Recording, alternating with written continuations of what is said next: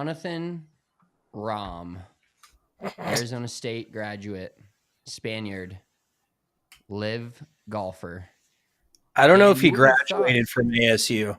well, ASU attendee. Yeah, probably didn't graduate. He didn't need to. And now he definitely doesn't need to do anything else because he is making hundreds of millions of dollars on the LIV Tour. Welcome into Big Drive Energy breaking news episode. We talked about this yesterday on our weekly podcast. We have now seen it come to full light. Middle of the day today, news break. Jon Rahm officially to LIV Golf. The money is a little different than originally talked about, but you wouldn't have thought he was going to go regarding this interview he gave in 2022. Let's roll the interview talking about LIV Golf and what it would take for players to move to the tour. Shotgun 3 days to me is not a golf tournament, no cut. It's that simple. I want to play against the best in the world in a format that's been going on for hundreds of years. Like, will our lifestyle change if I got 400 million? No, it will not change one bit. Truth be told, I could retire right now with what I've made and I've lived a very happy life and not play golf again. So, and for a lot of people, I'm not gonna lie, those next 3-4 years are worth basically their retirement plan they're giving them. It's a very nice compensation to then retire and sail off to the sunset. So, some interesting things when you look back on that interview. Now, is Jon Rahm's life going to change with this money? As he said, no. Maybe that changed when he saw the actual figure. But is this more about he feels like he's gotten to the mountaintop. He's the current Masters champion. He's been a world number one. Now he just wants to like play less golf and play in a more relaxed atmosphere and rock some shorts with those massive calves he's rolling. Like, is that what it boils down to at this point? Like, I know the money is the number one thing for everyone, and we know that. But when we see this move in maybe one of the most popular players, he's really close with Phil Mickelson, who's already made the jump and was one of the original, LIV Crusaders, if you will. But is this just about more of playing less golf and being on the road less and not grinding less, but, playing a lot less tournament golf? Is that what this is about? Yeah, I really think now that I'm hearing that interview again, and I looked at some of the exemptions and numbers this morning, I feel like him winning the Masters this year actually had a pretty big play into it because that gets him a lifelong Masters exemption, which means he can play in the Masters no matter if he's ranked 1 millionth in the world or first in the world. So he'll be able to play in the Masters for the rest of his life. He's got, I think, 8 years left on a U.S. Open exemption. He's got 3 or 4 years left on a British Open or the Open Championship and the PGA Championship exemption. So basically, he's in all the majors for the next 2 to 3 plus years, on top of having made the money he's already made. I think he's gotten to the point similar to like Brooks Koepka, where realistically, when you start talking about legacy, regular PGA Tour events have no real effect on anybody's legacy at this point. It's all about winning majors. It's all about winning big events, which are the majors, the Ryder Cup, and even with World Golf Classics going away, the majors are really the last big thing. So I think the fact that he's going to be able to play in all the majors, and also he's kind of having his cake and eating it too. Like, he's going to have all those exemptions, but then he can leave for the LIV Tour, play less golf throughout the year, and make more money. Like, I think that's truly what he's looking for. And by the sounds of it, so I just read a tweet from Nuclear Golf that one of the ESPN reporters, according to Mark Schlabach, LIV Golf will be signing additional PGA Tour players who will compete on Jon Rahm's team. Dude also suggested some concessions on format have been made for Rahm to agree to sign. So do you think that means they're moving to a 4-round and a cut type of event? Because I don't think Rahm, given that video, unless he's had a large change of heart, I don't think he would go over and compete on the LIV Tour if it was just a 3-round tournament style. So I don't know. I mean, the money always matters. Money talks. And I got to say real quick too, there's all these people on Twitter saying like there's still a question of where this money comes from the public investment fund of Saudi Arabia and all this. I thought we were past that because it truly makes my blood boil hearing these people tweet about other people's decisions and other people's money. And we had one dude on Twitter, Rory Roth, who we've gone back and forth with. He disagrees with our, our live takes because we don't completely hate it and just not we don't I don't know how to put it. I'm missing the word here, but we're live boys. We support it. I support all professional golf, and I guarantee you, we said this on our recap of going to Oklahoma last year. If you go to a live event, you're going to enjoy it. You're not going to sit there and think about all the other bullshit, where the money comes from, because if we really want to get into those weeds, which we're not going to, think about all the owners of NFL teams or NBA teams that you like that are just complete fucking shitty, fraudulent people that made their money in a certain way, and they're running your team. So what, are you just not a fan of their team? Some people aren't a fan if they're the owner, and that's fine. You can die on that hill, but the actual events are fucking awesome. Cedar Ridge was awesome. It's separating the sport from the people who run the sport. Because at the end of the day, like you said, if you really want to look into even the PGA Tour, and I was tweeting about this, like there's a world where you can not like the LIV Tour, but also understand Jon Rahm's decision. Like people berating him and dragging his name through the mud for taking this money are the same people that would turn around and make the same exact decision in a heartbeat. Like there'd be no questions asked. But just everybody on their high horse on social media still blows my mind. Like they are somehow on this like they have this moral high ground of integrity that nobody else has. It just is crazy to me. But yeah, I'm not. I am surprised, but I'm not at the same time, because apparently now there's been new information that's come to light that the PIF and the PGA Tour are further away from an agreement than originally thought. And the PGA Tour has now started bringing in different venture capitalist firms to pitch them on a similar investment in the PGA Tour that they were offering the PIF. So now they're seeing there's this one called Acorn Venture Capital or some shit. And they really, I guess, we're in some fairly serious talks.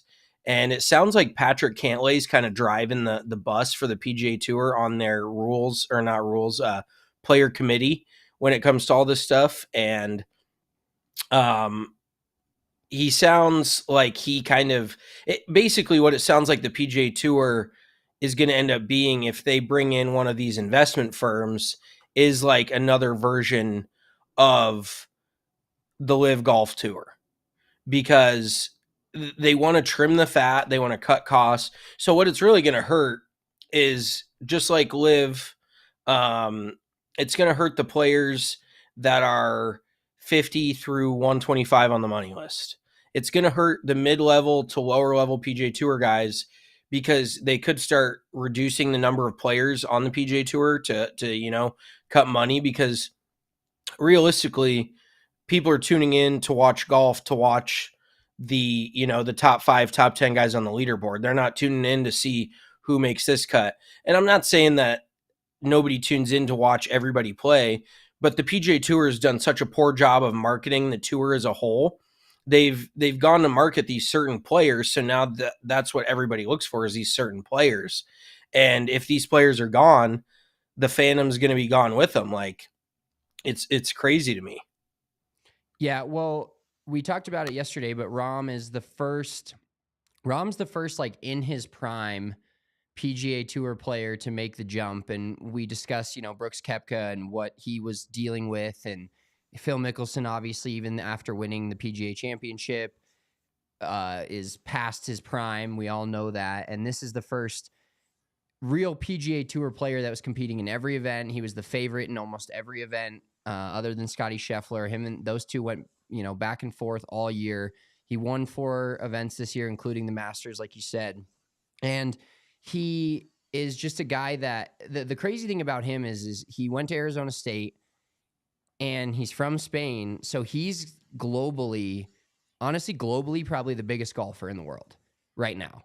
The number one most recognizable, Tiger Woods aside, that's not even a question, but he's from, he plays on the DP World Tour a ton, plays on the PGA Tour a lot, is a nice, he's a fiery guy, has a lot of clippable moments on the course, but is also just a nice dude, a funny dude. Had the comments about the porta potties and some other things, definitely wasn't happy with the way the PGA Tour was handling things. And he's decided to take the $300 million over 3 years. And I think something that also plays into this a little bit is the fact that these teams are owned by groups, and so basically he's not only playing less golf, but he's owning his own part of his own team. Like, they're giving him his own team. They're rolling out the red carpet for him. And he now owns whatever, I'm excited to see what the team name is going to be and who's going to be on it, but it's bigger than himself just moving over to LIV and just what he brings to the table and as an individual playing golf. Yeah, I think one of the other big things that LIV did that, doesn't necessarily involve actual golf on the course is introduce the idea of ownership to players somehow within the game of golf. Like, I don't think a golfer had ever thought twice about having some sort of ownership equity stake in the PGA Tour or any of that. And now LIV has come along and introduced this new format and new kind of business model. And I ultimately think this is going to push the PGA Tour in the direction of being more player run and almost player owned. Like, let's just be real. The PGA Tour has been parading around as a nonprofit these last 30 plus years. The executives, like Jay Monahan's making over $40 million a year. They're lining other executives' pockets. It's a huge tax write-off for these multi-billion-dollar companies to, be a named sponsor on the event, to be a title sponsor. So it's still a bunch of these executives lining their pockets, and they're selling it off as a 501c nonprofit organization. Like, they don't make any money, when in reality, the executives are just making hundreds of millions of dollars. So it is why it's almost like a Salvation Army situation where, you do pay for some of this shit here and there, but these executives are making all this money, and somehow you're like, why are they asking me to donate? Like, I feel like that's what all the players are feeling like at this point. Is there just a fucking, a number at this point, because they're the ones driving the bus that is the PGA Tour, that's making all this money, that's getting the TV ratings and deals, that's, selling merchandise, whatever, that's getting people through the gates at these PGA Tour events. So I think they're looking around and being like, why aren't we getting like a piece of this pie at the very least, or at least getting guaranteed money? And that's where the PGA Tour has just, now that the LIV Tour has introduced this model, I think all these PGA Tour players got to look around and be like, have we just been getting like bent over for the last, 50 years? Like, and don't get me wrong, these guys live a great life. They make a great living. But if you look at guys outside of, basically Rory, Tiger, Jack Nicklaus, Arnold Palmer, the all-time greats, you can maybe name 10 to 15 of them. A lot of these guys are not really like known in the world of the, and not that ultra rich matters, but there's definitely like levels to this shit. So if you're not a top tour level guy and your career's over and you have nothing to show for it, like, I think they got to be looking around at this point and being like, what's in it for us? Yeah, and I want to get to some of the comments here. So Ben was in the comments a little earlier saying exemptions are a big point in Rahm's case. Agree with you guys, but why, as a player, wouldn't you sign with LIV for a couple of years, cash in, and buy your until LIV and PGA figured the shit show out. And he's exactly right, because once once this merger happens, if it ends up happening, it's not really going to be like a guy can just go and play on the DP World Tour one week and then go play on the PGA Tour and then go play on the LIV Tour. Not necessarily going to be like that, but it removes a lot of the negative light into the LIV Tour, because they're all under one giant umbrella, if you will, in the PIF. And I think that it's not a bad idea for a lot of these guys to go over. And I also think Rahm, we don't know, we only know what's on the surface right now. But Rahm saying, if he was being truthful in that interview that we played earlier from 2022, he knows that more good players are coming to the LIV Tour. Like, it's not going to take a lot, really, for them to, we saw a few LIV trades today.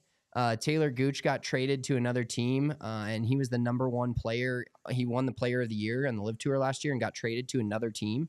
And he got traded for it's basically like trading Patrick Mahomes for a second string defensive end is kind of what that trade looked like. But yeah.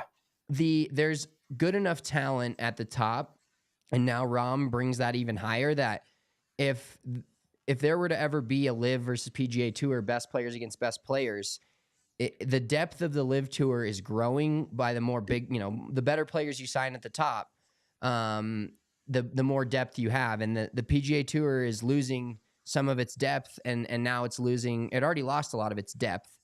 Not a lot of it, but a fair amount of it, as much as it could, to a 48-player field.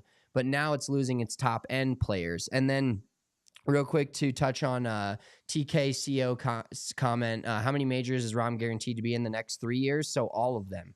He is guaranteed to be in the Masters for a lifetime, the U.S. Open through 2031, and a 5-year exemption to both the PGA Championship and the Open. So he'll be 34 years old before he loses any exemptions. And don't get me wrong, like, he could probably win another Masters. And not that that's going to change, that'll just add a year or two to the exemptions. But Jon Rahm's 29 years old, prime of his career, former number one as of just like 6 to 8 months ago. And now he will end up playing in all those, he'll be in the Masters and the US Open through 2031. I mean, he'll be close to 40 by that time. And if he plays in those every single year, he's already won a Masters. And we've seen, when guys win a Masters that are this good and not your one-offs like a Charles Schwartzel or something like that, they continue to win, or they continue to compete every single year. It takes a certain type of game to win the Masters, and he has it, obviously. So he'll probably be in the majors for as long as his career wants to go. And obviously with getting his contract was the entire PGA Tour purse for the 2022-2023 season. So it's stupid money, and we know it. But they're paying it to him, and I don't blame him for taking it. I don't blame him for playing less golf. I don't blame him for playing in the majors, which are what matter. And reality, this makes it, I bet a lot of the lower level PGA Tour players are kind of stoked about some of this stuff, because either they've had the opportunity to go to LIV and they're going to now take it or feel more comfortable taking it, or you don't have these fucking monsters playing in every PGA Tour event where you can maybe win or maybe squeak into the top 10. Then you make more money and you continue your career on the PGA Tour. And then TKCL also commented saying the original LIV model 1 year in seems to be the biggest financial loser ever, spending hundreds of millions on players, not even having much of a broadcast contract revenue. This is, I think, one of the comments on our Twitter. I forget who it was from. Follow us on Twitter if you're not, at Big Drive Energy. But it was saying that a guy like Rahm going to LIV Tour makes him kind of sad because he won't see him on TV as much. And yes, it's the CW, and some of their stuff is a little janky compared to what we're used to from watching professional golf. But I have no doubt that the more star power they get, the more this will get ironed out to where it is on TV more, or you can watch it on YouTube, obviously. And they're doing things differently, but that's what works in this world. You can't do something the exact same as another company, if you will, and expect everybody to jump to yours and then do things the exact same way and expect them to be happy about it. There's a reason they jumped in the first place. And then we got a comment from Jim Langdon. Things will improve when all top golfers are ranked by a body independent of all tours. And this is exactly it. The more they move to a one continuous, firm or one continuous owner, let's say, of all the tours, the more, not necessarily, like I said earlier, it's not going to be, they're playing on this tour and that tour, and then they're moving to this, they're just playing all these different tours. Like, guys will stay in their lanes, but when they start getting official world golf ranking points, that changes the whole game. And then that's like the final boss, if you will, of making these tours almost identical in terms of from the players to play on it. Now, they're very different formats, 4 days, cuts, less payouts on the PGA Tour. LIV Tour, some people may not consider it real golf or not a serious professional event, but really that's the last, from a player's perspective, that's like the last shoe to drop in terms of why would I not go over to the LIV Tour if I have a fair offer and I feel like I can make more money.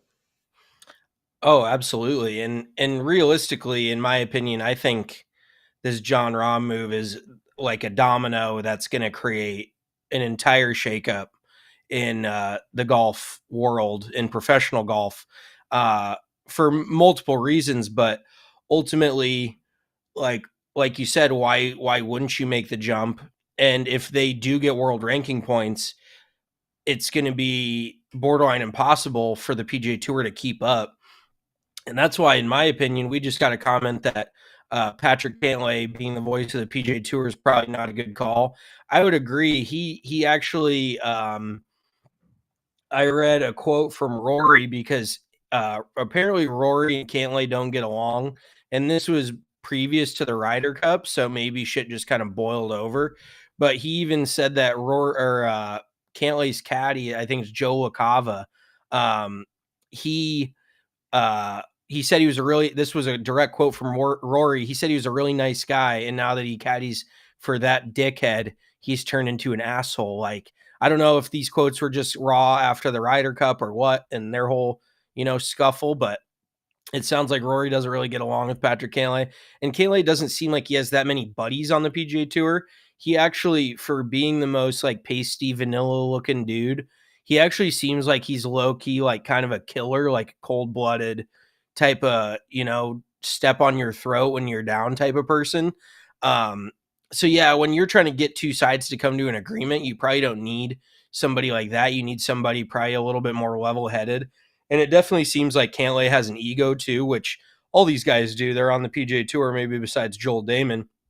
It feels like every professional golfer and every professional athlete gets to where they're at because, they believe that they're the best. But yeah, I don't think the Cantlay move was necessarily the best.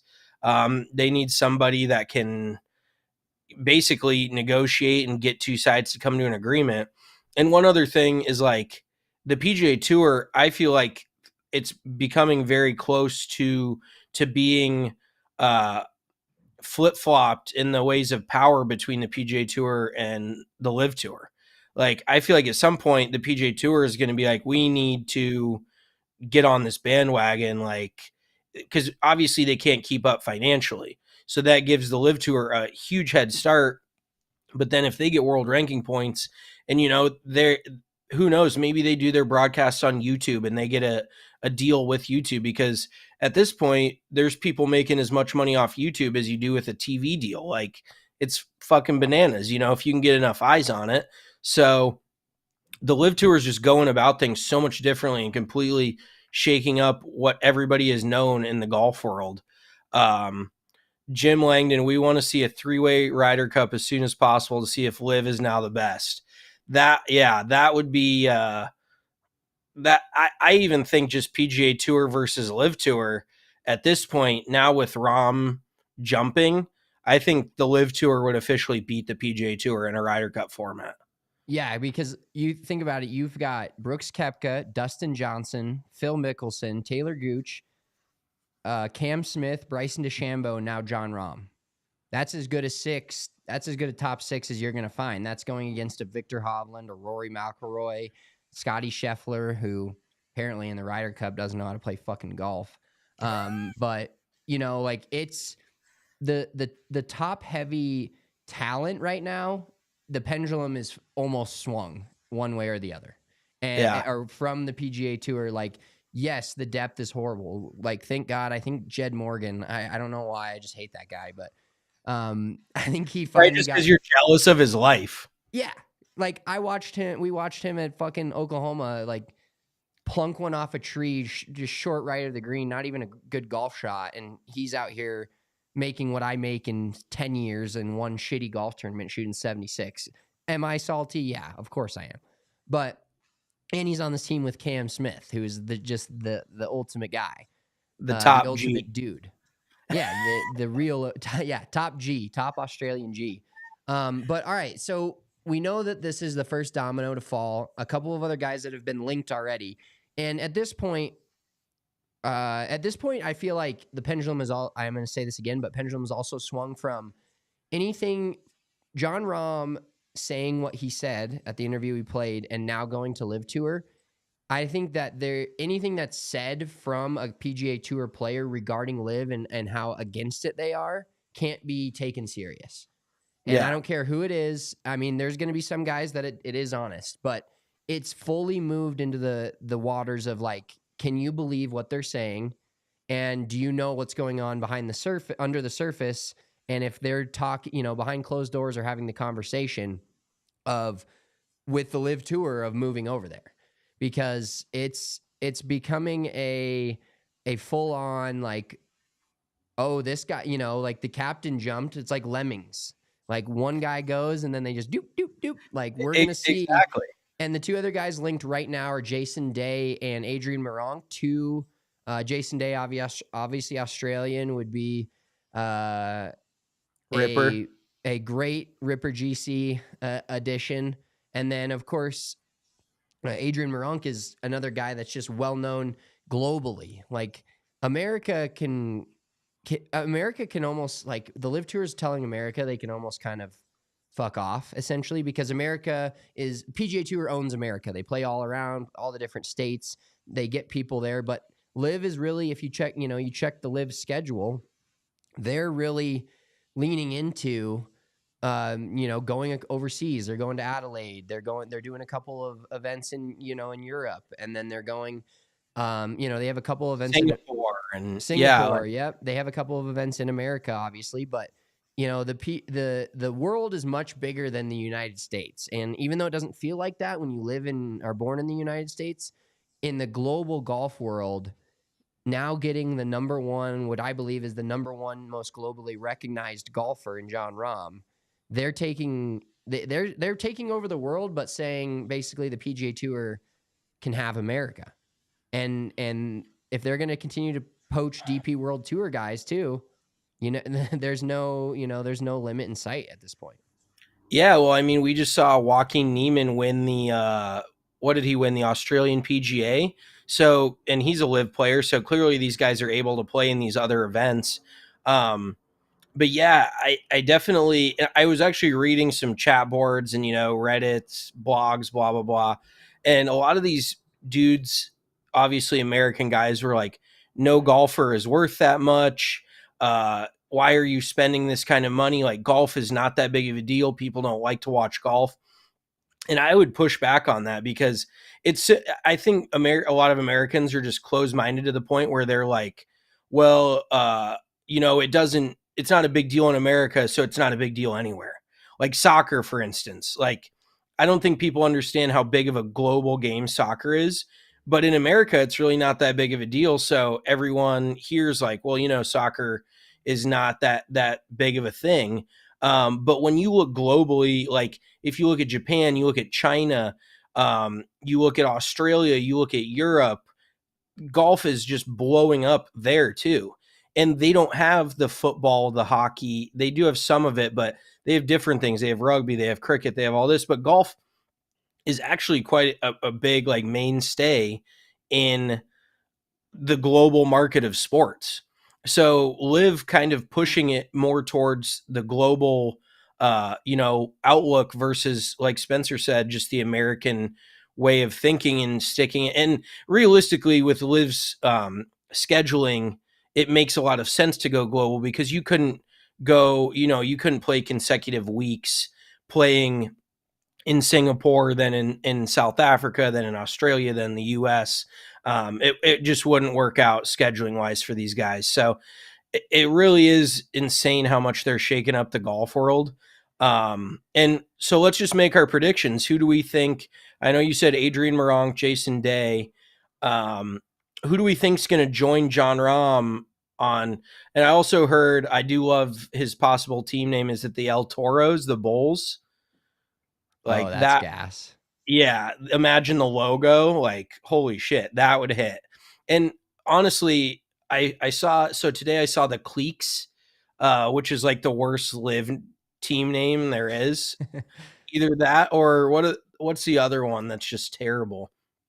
There's a few like pretty rough ones that aren't great. The Cliques. So anyways, the Cliques tweeted out with like eyeball emojis. Like they think that there's going to be some possible shakeup there because their team is just kind of blah anyways. But they could be merging into Jon Rahm's team possibly. There's actually a lot of like, I wouldn't call it drama quite yet, but between Harold Varner going to the Four Aces from the Range Goats and Taylor Gooch moving over, there is like, it is kind of fun talking about these dudes, and realistically they're probably going to get some like good drama out of this too, wouldn't you think?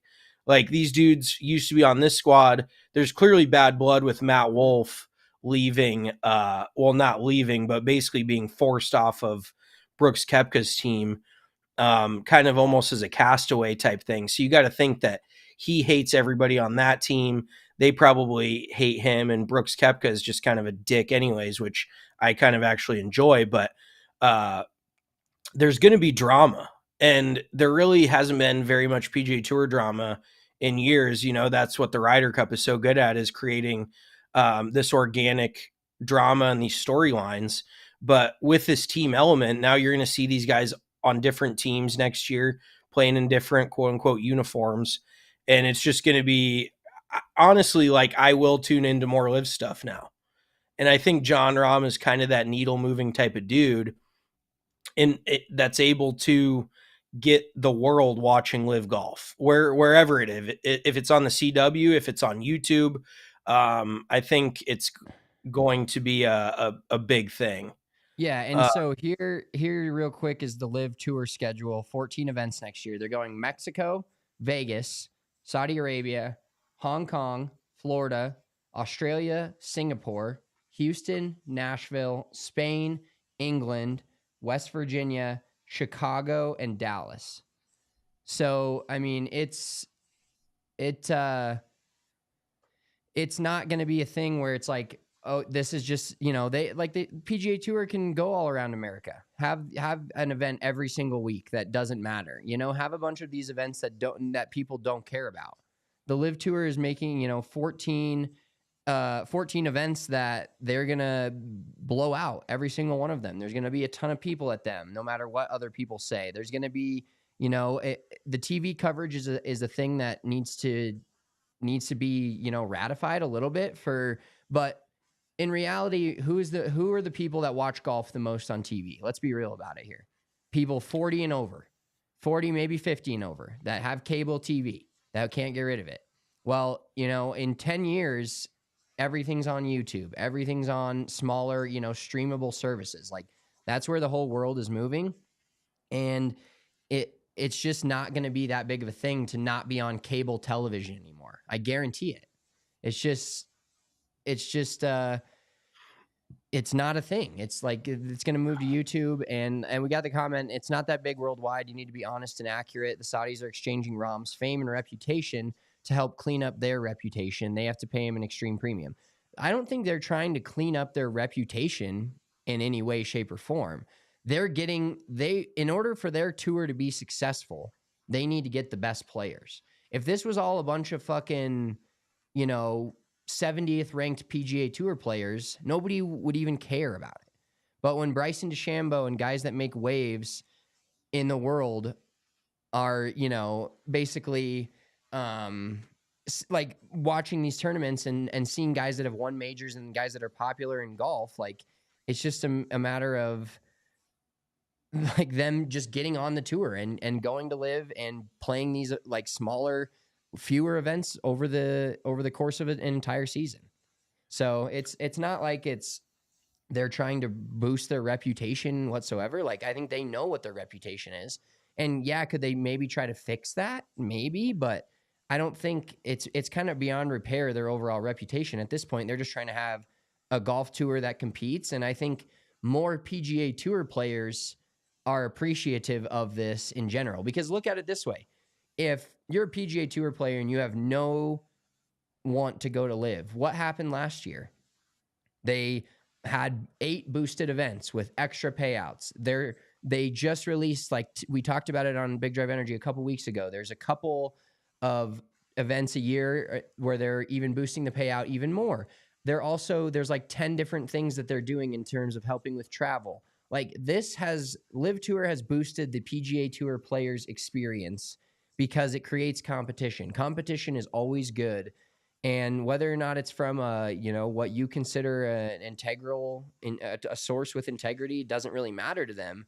But PGA Tour players are winning in this too. I think that's a thing that people don't even realize. Yeah, it's a rising tide lifts all ships situation where the PGA Tour now has competition to deal with. They're having to starting to take care of their players more and offer more of these amenities. And as we saw on Ben Griffin's TikTok a couple weeks ago that we touched on, the PGA Tour can hardly even charter a flight properly that the tour players are paying to get on, to go from, where was it, from the Bahamas to South Carolina, I want to say.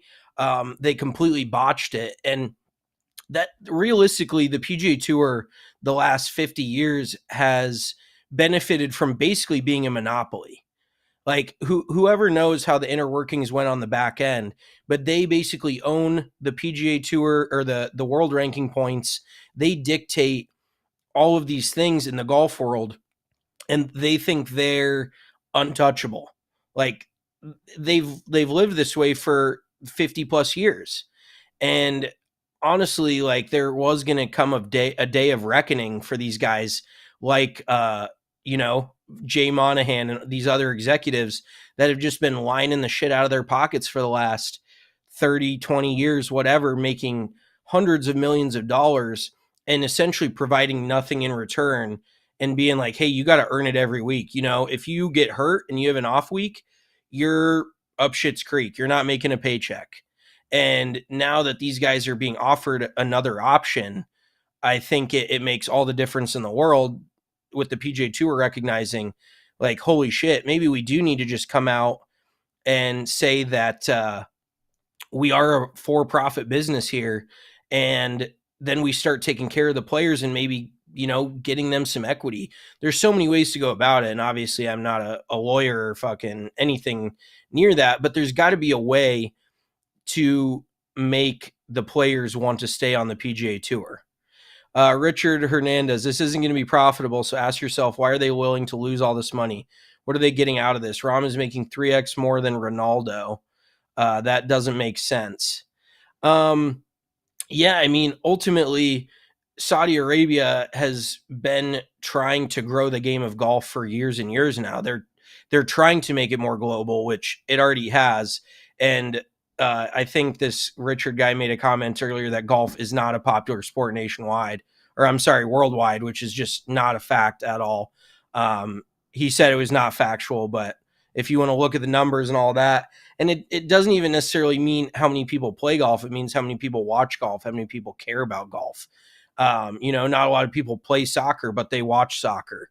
Not that many people play rugby or cricket, but they watch it. Like, it's a watchable sport worldwide. So to say it's not is just flat out wrong. But then to get into these different countries and, globalize it and make it less of just an American type of game. Like, look at what the NFL is doing right now. American football is the most popular sport in America, but they understand in the global scheme of all sports, they need to reach these other countries. Why do you think they're playing in the UK and Germany?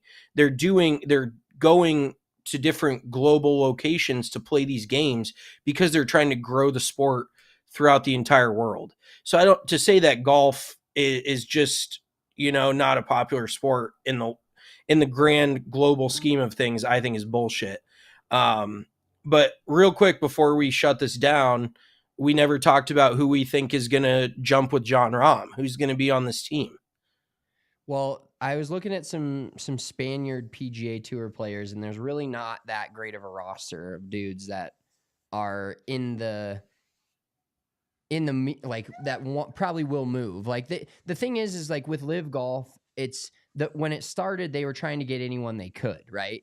Now they're becoming, pickier about who they have. Like they're relegating players so that they can get better players. They're not, it's becoming, now that it's going to be going into its third year, it's something that is becoming more of a chosen club versus like, oh, this guy wants to play for LIV, let's let him play for LIV.